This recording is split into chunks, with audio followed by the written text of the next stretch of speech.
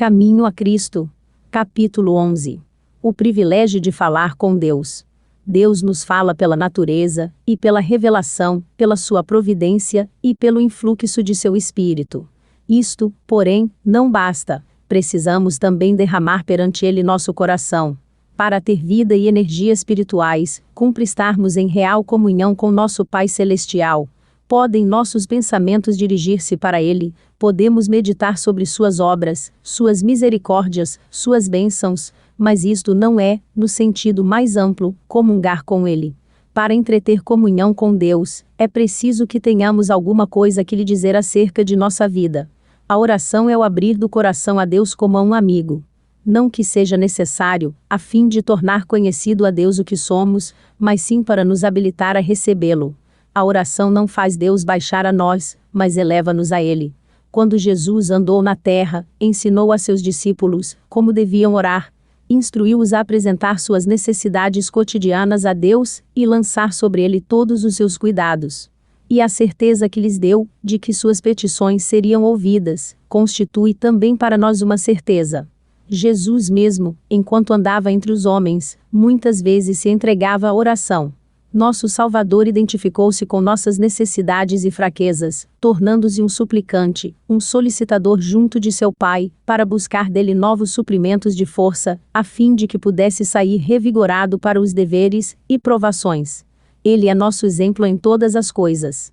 É um irmão em nossas fraquezas, pois como nós, em tudo foi tentado, mas, sem pecado como era, sua natureza recuava do mal, suportou lutas e agonias de alma num mundo de pecado. Sua humanidade tornou-lhe a oração uma necessidade e privilégio. Encontrava conforto e alegria na comunhão com o Pai.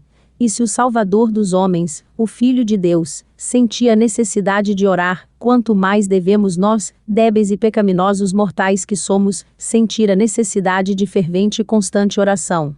Nosso Pai Celestial está desejoso de derramar sobre nós a plenitude de suas bênçãos.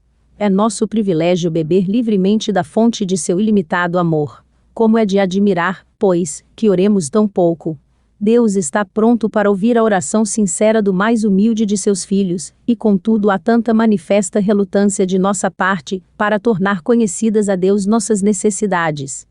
Que pensarão os anjos do céu, a respeito dos pobres e desamparados seres humanos, sujeitos à tentação, quando o coração de Deus, pleno de infinito amor, se inclina anelante para eles, pronto para lhes dar mais do que sabem pedir, ou pensar, e contudo oram tão pouco, e tão pouca fé exercem. Os anjos têm prazer em prostrar-se perante Deus, deleitam-se em estar em sua presença. Consideram a comunhão com Deus, como seu mais alto privilégio, e contudo os filhos da terra, que tanto precisam do auxílio, que só Deus pode dar, parecem satisfeitos com andar sem a luz de seu Espírito, a companhia de sua presença.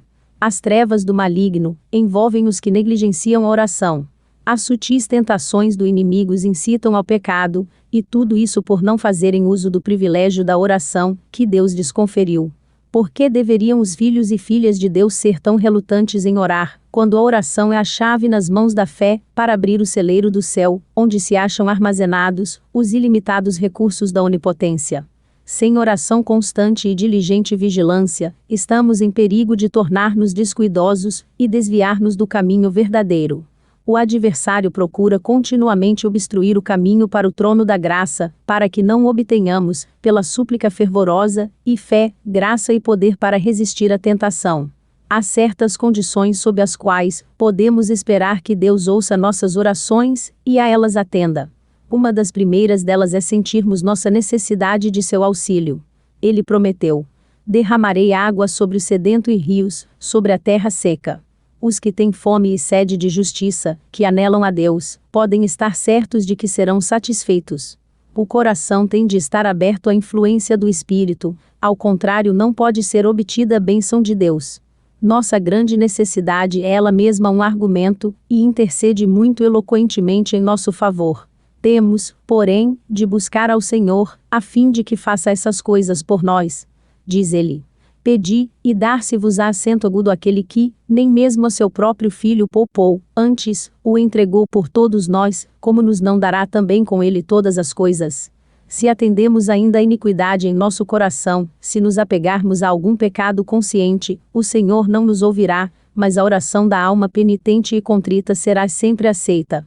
Depois de termos reparado todas as faltas de que temos consciência, poderemos crer que Deus atenderá às nossas petições. Nossos próprios méritos jamais nos recomendarão a favor de Deus, é o mérito de Cristo que nos salvará, seu sangue é que nos purificará. Nós, porém, temos uma obra a fazer, para cumprir as condições da aceitação. Outro elemento da oração perseverante é a fé. É necessário que aquele, que se aproxima de Deus creia que Ele existe, e que é galardoador dos que o buscam. Jesus disse a seus discípulos: tudo o que pedirdes, orando, crede que o recebereis, e tê-lo-eis. Cremos em sua palavra? A certeza que Ele nos dá é ampla, ilimitada, e fiel é aquele que prometeu. Se não recebemos exatamente as coisas que pedimos, e ao tempo desejado, devemos não obstante crer, que o Senhor nos ouve, e que atenderá às nossas orações.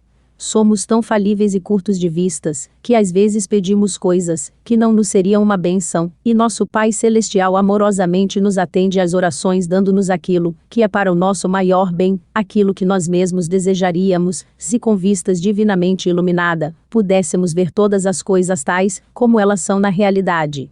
Quando nossas orações ficam aparentemente indeferidas, devemos apegar-nos à promessa, pois virá por certo a ocasião de serem atendidas, e receberemos a bênção de que mais carecemos. Mas pretender que a oração seja sempre atendida exatamente do modo, e no sentido particular que desejamos, é presunção. Deus é muito sábio para errar, e bom demais para reter qualquer benefício dos que andam sinceramente. Não receeis, pois, confiar nele, ainda que não vejais a resposta imediata às vossas orações. Apoiai-vos em sua segura promessa. Pedi, e dar-se-vos-á acento agudo se tomarmos conselho com as nossas dúvidas e temores, ou procurarmos solver tudo, que não podemos compreender claramente, antes de ter fé, as perplexidades tão somente aumentarão, e se complicarão. Mas se chegarmos a Deus convencidos de nosso desamparo e dependência, tais quais somos, e com humilde e confiante fé, fizermos conhecidas nossas necessidades, aquele cujo conhecimento é infinito, e o qual tudo vê na criação, governando a todas as coisas por sua vontade e palavra, ele pode atender e atenderá ao nosso clamor, e fará a luz brilhar em nosso coração. Pela oração sincera somos postos em ligação com a mente do infinito. Não temos, no mesmo momento, evidência notável de que a face do nosso Redentor se inclina sobre nós em compaixão e amor, mas é realmente assim. Podemos não sentir seu contato visível, mas sua mão está sobre nós em amor e compassiva ternura. Quando chegamos a pedir misericórdia e bênçãos de Deus, devemos fazê-lo tendo no coração um espírito de amor e perdão. Como poderemos orar? Perdoa-nos as nossas dívidas, assim como nós perdoamos aos nossos devedores, e não obstante alimentar um espírito de reconciliação. Se esperamos que nossas orações sejam atendidas, devemos perdoar aos outros do mesmo modo e na mesma medida em que esperamos ser perdoados. A perseverança na oração é também uma condição para ser ela atendida. Devemos orar sempre, se quisermos crescer na fé e experiência. Perseverai em oração, velando nela com ação de graças. Pedro exorta os crentes. Sede sóbrios e vigiai em oração. Paulo instrui. As vossas petições sejam em tudo conhecidas diante de Deus. Mas vós, amados, diz Judas, orando no Espírito Santo, conservai a vós mesmos na caridade de Deus. A oração incessante é a união ininterrupta da alma com Deus, de maneira que a vida de Deus flui para nossa vida, e de nossa vida, refluem para Deus a pureza e santidade. A necessidade de diligência na oração, que coisa alguma dela vos detenha. Fazei todos os esforços, para conservar aberta a comunhão entre Jesus e vossa própria alma.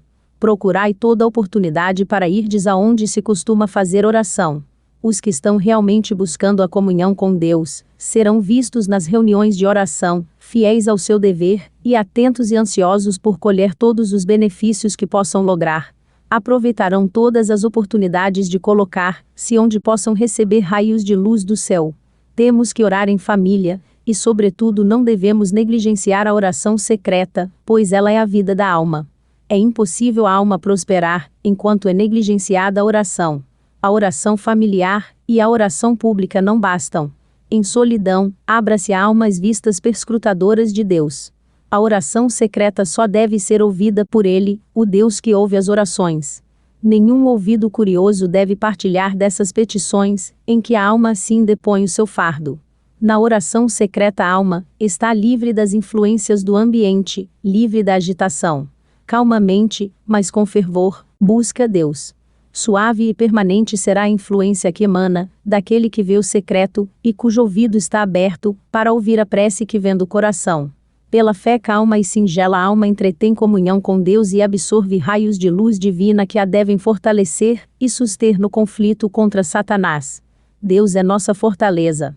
Orai em vosso aposento particular, e enquanto seguis vossos afazeres diários, elevai muitas vezes o coração a Deus. Era assim que Enoque andava com Deus. Essas orações silenciosas sobem para o trono da graça qual precioso incenso. Satanás não pode vencer aquele cujo coração deste modo se firma em Deus. Não há tempo nem lugar impróprios para erguer a Deus uma prece. Nada há que nos possa impedir de alçar o coração no espírito de oração sincera. Entre as turbas de transeuntes na rua, em meio de uma transação comercial, podemos elevar a Deus um pedido, rogando a direção divina, como fez Neemias quando apresentou seu pedido perante o rei Artaxerxes. Onde quer que nos encontremos, podemos entreter comunhão íntima com Deus. Devemos ter constantemente aberta a porta do coração, erguendo sempre a Jesus o convite para vir habitar nossa alma, como hóspede celestial. Ainda que nos achemos numa atmosfera maculada e corrupta, não lhe somos forçados a respirar os miasmas, mas podemos viver no puro ambiente do céu. Podemos cerrar todas as portas a imaginações impuras e pensamentos profanos, erguendo nossa alma à presença de Deus por meio de sincera oração. Aquele cujo coração se acha aberto para receber o auxílio e a bênção de Deus, há de viver numa atmosfera mais santa que a da terra, tendo constante comunhão com o céu.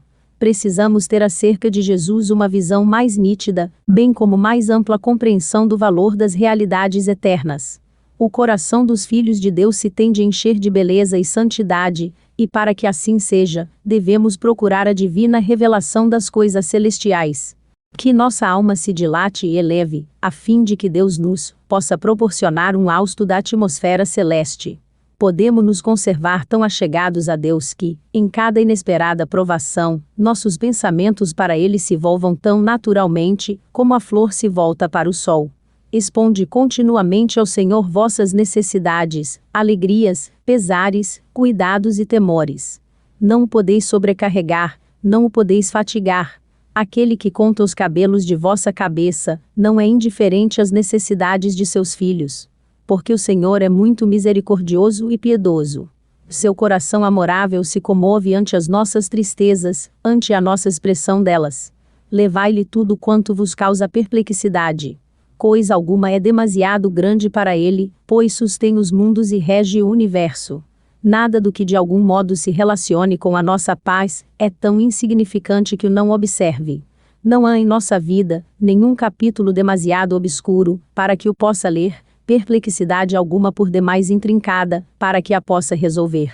Nenhuma calamidade poderá sobrevir ao mais humilde de seus filhos, ansiedade alguma lhe atormentar a alma, nenhuma alegria possuí-lo, nenhuma prece sincera escapar-lhe dos lábios, sem que seja observada por nosso Pai Celeste, ou sem que lhe atraia um imediato interesse.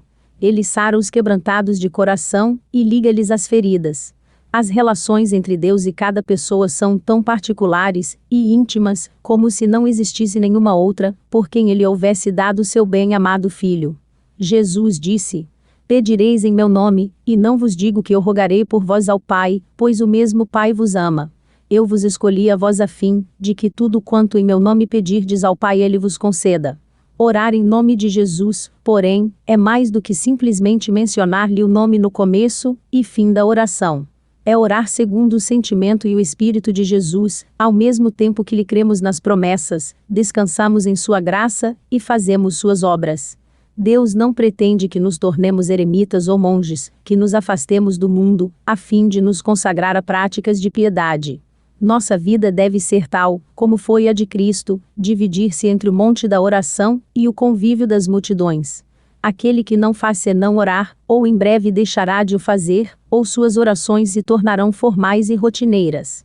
Quando os homens se retiram da convivência de seus semelhantes, da esfera dos deveres cristãos, deixando de levar sua cruz, quando deixam de trabalhar zelosamente pelo Mestre, que com tanto zelo por eles trabalhou, privam-se do objetivo essencial da oração, deixando de ser estimulados às devoções, suas preces se tornam pessoais e egoístas. Não podem orar a respeito das necessidades humanas, ou da edificação do reino de Cristo, suplicando forças para o trabalho. É para nosso prejuízo que nos privamos do privilégio de nos reunir uns com os outros para nos fortalecer e animar mutuamente ao serviço do Senhor. As verdades de sua palavra perdem seu vigor e importância para o nosso espírito. O coração deixa de ser iluminado e comovido por sua santificadora influência, e declinamos na espiritualidade. Perdemos muito, em nossas relações como cristãos, devido à falta de simpatia de uns para com os outros. Aquele que se fecha consigo mesmo, não está preenchendo o lugar a que o Senhor o designou. O devido cultivo dos traços sociais de nossa natureza, leva-nos a ter simpatia pelos outros, sendo um meio de nos desenvolver e tornar mais fortes para o serviço de Deus. Se os cristãos entretivessem convivência, falando entre si do amor de Deus, e das preciosas verdades da redenção, seu próprio coração seria refrigerado, ao mesmo tempo que levariam refrigério uns aos outros. Devemos aprender diariamente de nosso Pai Celeste, alcançando nova experiência de sua graça. Desejaremos então falar acerca de seu amor, e, assim fazendo, nosso próprio coração crescerá em ânimo e fervor. Se pensássemos e falássemos mais em Jesus, e menos em nós mesmos, teríamos muito mais de sua presença. Se pensássemos em Deus ao menos tantas vezes quantas vemos suas demonstrações de cuidado por nós, havíamos de tê-lo sempre em mente, deleitando-nos em falar a seu respeito, e em louvá-lo. Falamos sobre as coisas temporais, porque nelas nos interessamos. Falamos em nossos amigos, porque lhes temos amor, com eles compartilhamos as dores e alegrias. Temos, no entanto, razões infinitamente maiores para amar a Deus, do que aos nossos amigos terrestres, e deveria ser a coisa mais natural do mundo dar-lhe o primeiro lugar em nossos pensamentos, falar de sua bondade, e de seu poder. Ao conceder-nos tão ricos dons, não era seu desígnio que estes nos absorvessem por tal forma a mente, e o coração, que nada nos restasse para lhe dar. Eles nos devem, ao contrário, fazer lembrar sempre dele, ligando-nos com laços de amor e gratidão a nosso celeste benfeitor. Vivemos muito apegados à terra. Ergamos o olhar para a porta, aberta do santuário em cima, onde a luz da glória de Deus resplandece na face de Cristo, o qual pode também salvar perfeitamente os que por ele se chegam a Deus. Devemos louvar mais a Deus pela sua bondade, e pelas suas maravilhas para com os filhos dos homens. Nossas devoções não deviam consistir só em pedir e receber. Não pensemos sempre em nossas necessidades, sem nunca nos ocuparmos com os benefícios recebidos. Não oramos demasiado, mas somos ainda mais econômicos em nossas ações de graças. Estamos a receber continuamente as misericórdias de Deus, e, no entanto, quão pouco lhe exprimimos nosso reconhecimento, quão pouco louvamos pelo que por nós tem feito. O Senhor ordenou antigamente a Israel, quando se reuniam para seu culto: ali comereis perante o Senhor, vosso Deus, e vos alegrareis em tudo, em que poreis a vossa mão, vós e as vossas casas, no que te abençoar o Senhor teu Deus. Aquilo que fazemos para a glória de Deus, deve ser feito com alegria, hinos de louvor e ações de graças, não com tristeza e aspecto sombrio. Nosso Deus é um terno e misericordioso Pai. Seu serviço não deve ser considerado como um exercício penoso e entristecedor. Deve ser uma honra adorar o Senhor, e tomar parte em sua obra. Deus não quer que seus filhos, para quem preparou uma tão grande salvação, procedam como se ele fosse um duro e exigente feitor, e seu melhor amigo, e espera que, quando o adorem, possa estar com eles, para os abençoar e confortar, enchendo-lhes o coração de alegria e amor. O Senhor deseja que seus filhos encontrem conforto em seu serviço, achando mais prazer que fadiga em sua obra. Deseja que aqueles que o buscam para lhe render adoração, levem consigo preciosos pensamentos acerca de seu cuidado e amor, a fim de poderem ser animados em todas as ocupações da vida diária, e disporem de graça para lhe dar sincera e fielmente em todas as coisas. Precisamos congregar-nos em torno da cruz. Cristo, e Ele crucificado, eis o que deve constituir o tema de nossas meditações, de nossas conversas, e de nossas mais gratas emoções. Devemos conservar em mente todas as bênçãos que recebemos de Deus, e, ao compreendermos o grande amor que nos tem, havemos de nos sentir atraídos a confiar tudo às mãos, que foram por nós cravadas na cruz. A alma pode ascender para mais perto do céu nas asas do louvor. Deus é adorado com hinos e músicas nas cortes celestes, e, ao exprimir-lhe a nossa gratidão, estamos nos aproximando do culto, que lhe é prestado pelas hostes celestes. Aquele que oferece sacrifício de louvor me glorificará. Cheguemos, pois, com reverente alegria a nosso Criador, com ações de graças, e voz de melodia.